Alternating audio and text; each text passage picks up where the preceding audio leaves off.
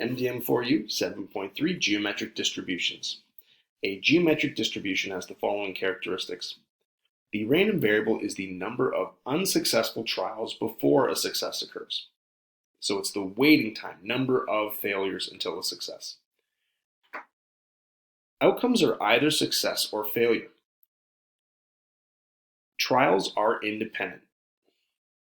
So the probability formula is given by q to the xp.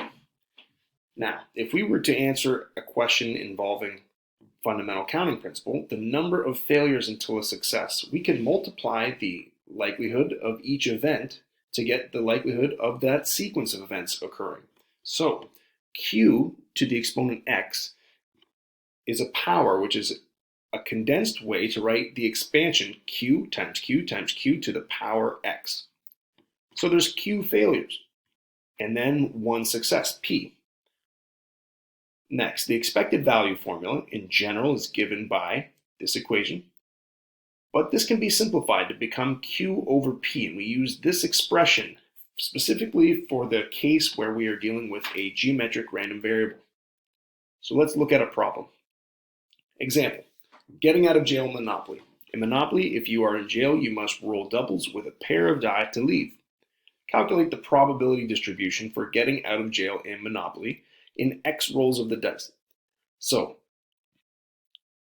the probability of success is 1 out of 6. If we were to imagine a 1 to 6, 1 to 6 grid, and the time when doubles would occur would be 1 and 1, 2 and 2, 3 and 3, 4 and 4, 5 and 5, 6 and 6. That's 6 of the total 36 outcomes, so we get probability of success equals 1/6. That implies q is equal to 5/6. So we're going to use this formula and see how is it applied to this problem. So if we were to look at the distribution of the random variable x, we are talking about each of the outcomes of that variable. So let's think about this for 1 second. We can have 0 failures, which means we immediately have a success. The probability of rolling doubles is 1 out of 6, so the probability of getting it on the first trial is 1 out of 6. In the next trial, so we failed on the first, but we get success on the second. That would be when x is equal to 1. 1 failure, 5/6, then 1 success. If we were to continue this, 2 failures and then a success looks like this, and this is just an abbreviation to use an exponent. And this goes on and on. So in theory, this could go on and on forever. So you see that it's not likely that the first time that you get doubles occurs on the 100th trial, but it's possible. If you look at this curve, it's decreasing, but there's a horizontal asymptote at 0. So is it possible that you get doubles for the first time on your 1000th roll? Yes, not very likely. But there is still that probability. So we have a horizontal asymptote on the x-axis.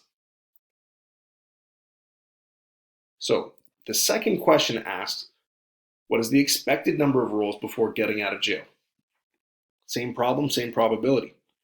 So if the expected value of x using our formula, q over p, failure occurs 5/6 of the time, success occurs 1/6 of the time.